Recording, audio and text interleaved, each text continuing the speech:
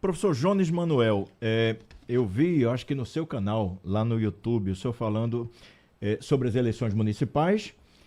O senhor não votou em João Campos, que é um candidato do campo das esquerdas. O senhor votou em Dani Portela com restrições. E aí, aproveitando o gancho do que o André Regis falou agora há pouco, ele fez um levantamento, uma leitura em relação às esquerdas também. Qual a sua visão ao final dessas eleições? As esquerdas perderam espaço nessas eleições, professor Jones? Perfeito, Marcelo. Veja, acho que primeiro a gente precisa qualificar melhor o que a gente chama de esquerda e de direita, porque isso está muito confuso no Brasil. Né? O João Campos, por exemplo, não é um candidato de esquerda.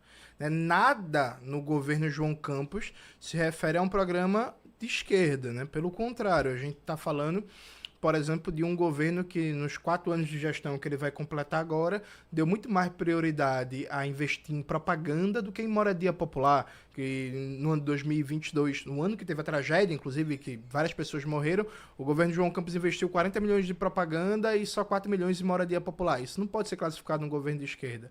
É um governo que incentiva a privatização, que incentiva a entrega para a iniciativa privada de serviços públicos, que precariza o funcionalismo público, que não dá prioridade para concurso. Então, não é de esquerda. A gente fez o voto crítico em Dani Portela, né? Sim. E do mesmo jeito, eu vou tomar a liberdade de discordar rapidamente do professor André Regis. Eu não acho que dá para chamar esses partidos como o PSD, como o PMDB, como partidos de centros ou partidos ideologicamente neutros. São partidos de direita, mas que não têm uma afeição de extrema-direita. Basta ver, por exemplo, que o PSD é um partido que tem um papel de fiador central no governo Tarcísio de Freitas, em São Paulo, e o governo Tarcísio de Freitas é um governo que cometeu um crime eleitoral, né? Quase que uma tentativa de fraudar a eleição, quando no dia da votação ele afirma sem provas que o PCC, que é uma organização criminosa, orientou voto no Guilherme Boulos.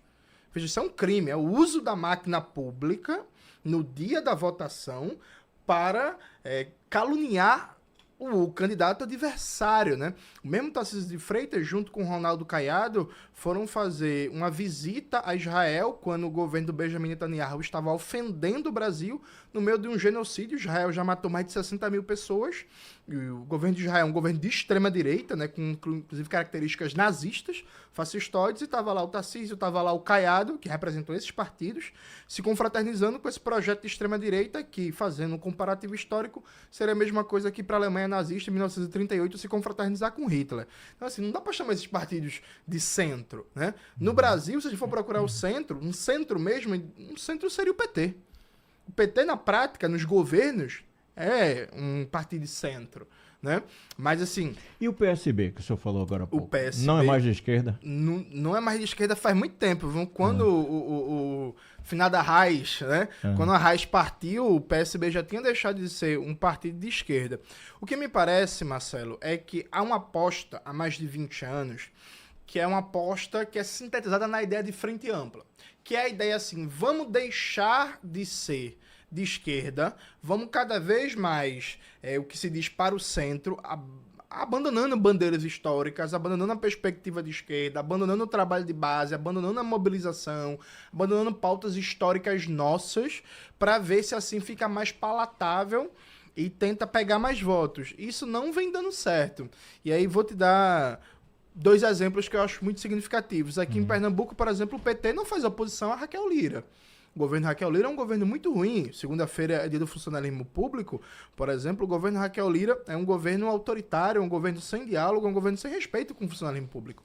O papel do PT, se comportasse como partido de esquerda, deveria ser fazer oposição e questionar, por exemplo, o fato de que o PSB deixou metade da rede dos professores do Estado em contratos precários. A Raquel Lira mantém essa tendência. E foi uma luta muito grande para chamar os aprovados no concurso de 2022. O governo Raquel Lira negou diálogo, teve que fazer protesto, movimentação, passeata. Eu estava lá em várias delas apoiando, inclusive, a categoria. Então, por exemplo, o PT deveria ser oposição. Assim como, historicamente, a gente tem uma luta muito grande pela terra em Pernambuco, né?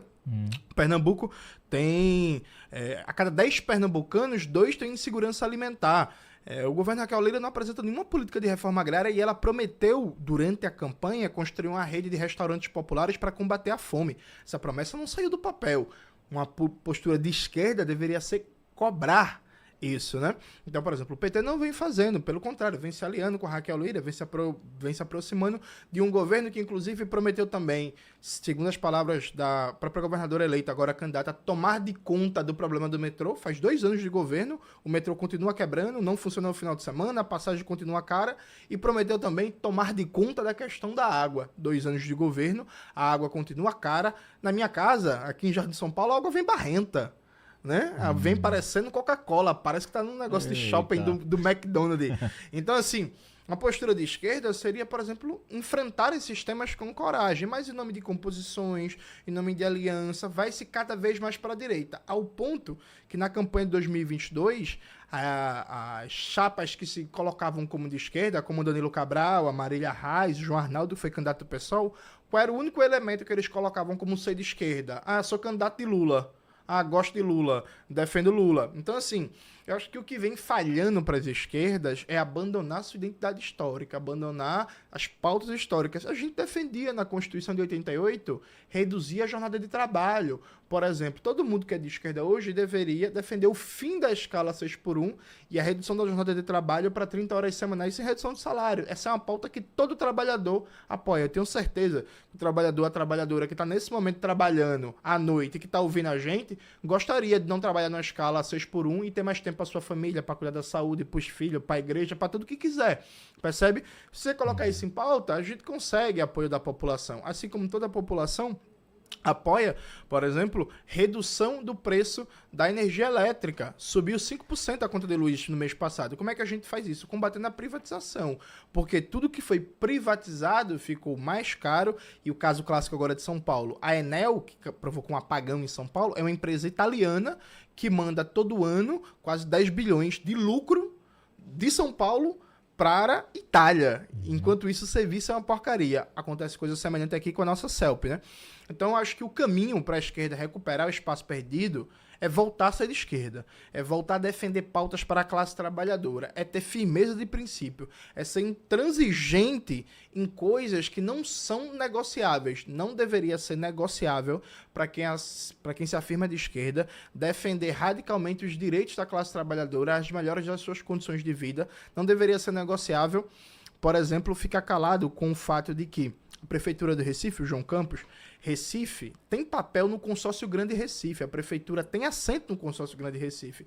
O prefeito finge que não é com ele o tema dos transportes. Aí a governadora Raquel Lira, em 2023, tirou 200 ônibus de circulação, os ônibus tudo lotado, demorando, e a Prefeitura finge que não é com ele para não comprar briga com os empresários. Tem que comprar briga com os empresários, sim, para lutar em benefício dos usuários e dos rodoviários, que também teve a retirada dos cobradores dos ônibus, dizendo que a passagem ia ficar mais cara. Hoje em dia, o motorista faz 5, 6, 7, 8, 9 funções, e a passagem, aliás, dizendo que a passagem vai ficar mais barata, né? Se retirar o cobrador, e a passagem continua no mesmo preço. Isso é luta de esquerda. É isso que está faltando para a gente ganhar mais espaço.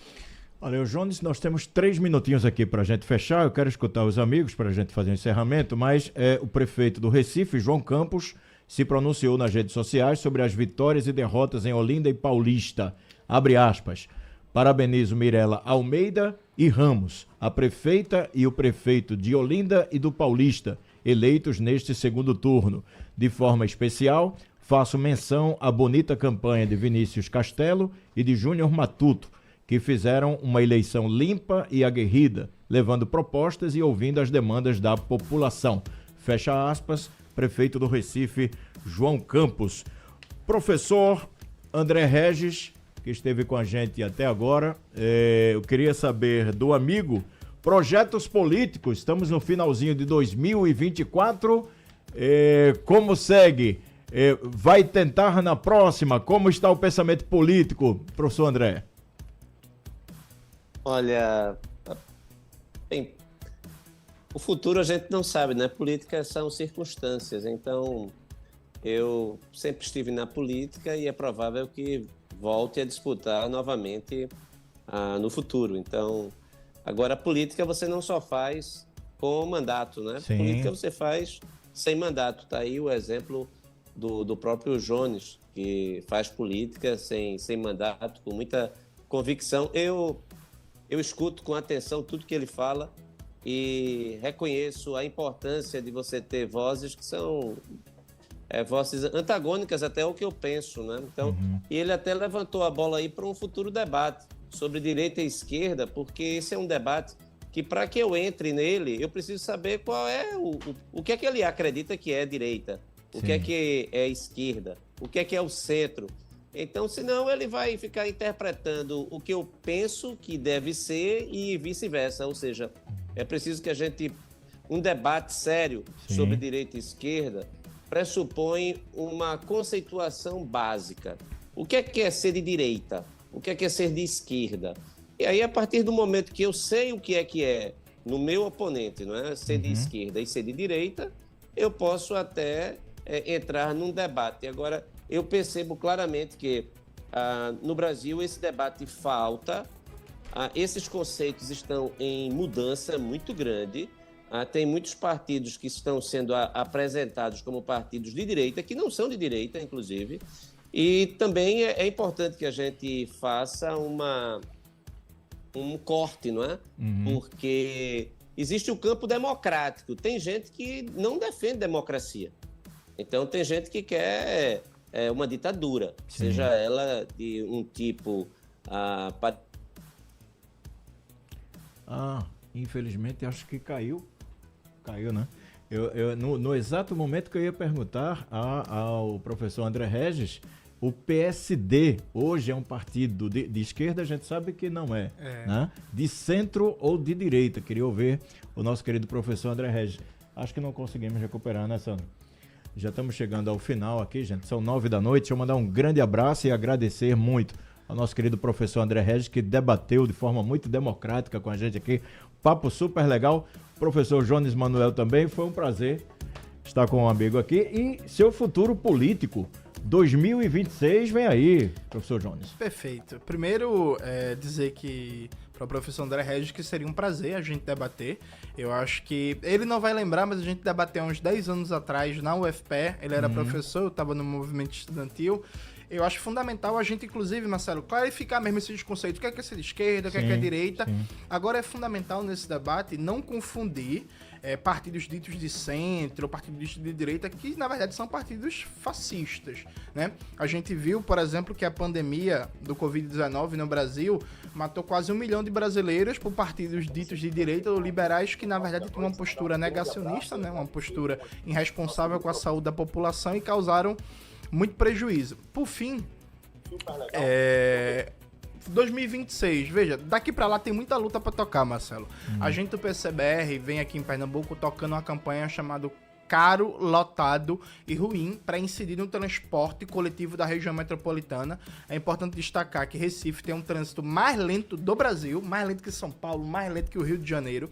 O transporte é ruim, a passagem caríssima, né? Falta ônibus, a governadora Raquel Lira vem tirando ônibus de circulação, tá cada vez mais demorado, tá cada vez mais difícil conseguir pegar um ônibus, falta passe livre estudantil, falta baixar o valor da passagem, falta respeitar os rodoviários e rodoviárias que, como eu já disse, tiraram o cobrador com a desculpa que ia melhorar o serviço, ia aumentar o salário e ia baixar a passagem. Agora, se você é motorista do seu carro e você tá, por exemplo, mexendo no celular, você leva uma multa. Mas o motorista do ônibus, ele tem que passar troco, ele tem que olhar se tá pra descer, ele tem que tirar dúvida enquanto dirige, né? Com péssimas condições de trabalho, não tem banheiro adequado, não tem lugar de descanso, não tem alimentação. As mesmas empresas aí controlando o transporte há 20, 40 anos. Então a gente tá numa luta muito grande na questão do transporte. Vem tocando outras lutas, como a defesa do piso da enfermagem, ser pago aqui em Pernambuco, porque tá faltando a governadora também ouvir a categoria da saúde, as lutas em defesa da educação, porque o piso da categoria também não vem sendo pago, tá lá na bonificação do contra-cheque, chega no valor total, mas não tá no salário base. Aí quando o professor se aposenta, a renda cai violentamente. A UPE, a Universidade Estadual do Estado, também não tem RU, restaurante universitário, para os estudantes comer em nenhum dos campos. Né? Para caridade de água, de limpeza, de segurança. Então tem uma série de lutas para tocar. Nós, do PCBR, eu que sou militante do PCBR, a gente vai tocar nessas lutas, vai fazendo debate. Eu tenho um canal no YouTube com meu nome, Jones Manuel, vários livros publicados. Em 2026 a gente vai ver qual vai ser o nosso futuro político, né? Se a gente vai ser candidato e a que cargo vai concorrer. Sendo muito sincero, eu gostaria muito de concorrer à presidência e ganhar, porque o Brasil tá precisando ter um presidente realmente radical, comprometido com a classe trabalhadora, né? Mas o futuro, a gente vai ver, a Deus pertence. Maravilha. Um grande abraço, muito obrigado, professor Jones. Valeu, Marcelo. É mais. O professor André Regis, no exato momento eu estourei o horário completamente aqui, mas queria escutar o amigo com as despedidas e queria que o senhor definisse hoje essa questão de definição de esquerda, de centro-esquerda, centro-direita. O seu partido hoje, isso é um debate, André. né? Isso é um debate. Promova esse debate que a gente volta com todo prazer, Marcelo. Então hoje a gente não pode definir o PSD? Eu ia lhe pedir hoje. A pergunta qual é? Não, hoje o PSD, a definição que a gente dá para ele é um partido de centro, de direita... É um partido de centro-direita, né? Centro-direita. O PSD. Uhum. Professor André Regis, muito obrigado também. Foi muito enriquecedor esse debate e até a próxima. Grande abraço, professor. O prazer foi todo meu. Boa noite. A próxima também, sucesso aí para o Jones. Tudo de bom para os nossos ouvintes, não é? Muito bom. E que a gente... esses debates são importantes para que a gente possa pensar o Brasil, pensar o futuro, não é? E aqui renovo a minha necessidade assim, de deixar claro, o sistema eleitoral brasileiro precisa ser modificado urgentemente. Então, um debate como esse seu também tem essa função pedagógica. Forte abraço, muito obrigado, boa semana, né, para todos nós. Grande abraço, professor André. Então tivemos aqui a nossa conversa com professores André Regis e também Jones Manuel. Os trabalhos técnicos de Aldo Leite e também Sandro Garrido. Tivemos as reportagens de João Vitor Amorim, nosso querido João Vitor Amorim. Na produção, Hernani Tavares e ainda Gabriela Bento. Na redação, José Roberto. Vamos chegando ao término. A coordenação de jornalismo é de Vitor Tavares, direção de jornalismo do Sistema Jornal do Comércio e Comunicação, Laurindo Ferreira. Agradecemos a você porque a jornada foi extensa, desde as primeiras horas da manhã deste domingo, é a festa da democracia. Seja você de esquerda, de centro-esquerda, de centro-direita, de direita, o nosso bem maior é a democracia. A Constituição Federal de 2008, se nós não temos a democracia perfeita, cabe a cada um de nós, com argumentos válidos, dentro de uma cidadania, dentro do campo do direito, lutarmos para melhorar nossas vidas. Grande abraço a todos, muito obrigado. Você continua na programação da Rádio Jornal. Grande abraço.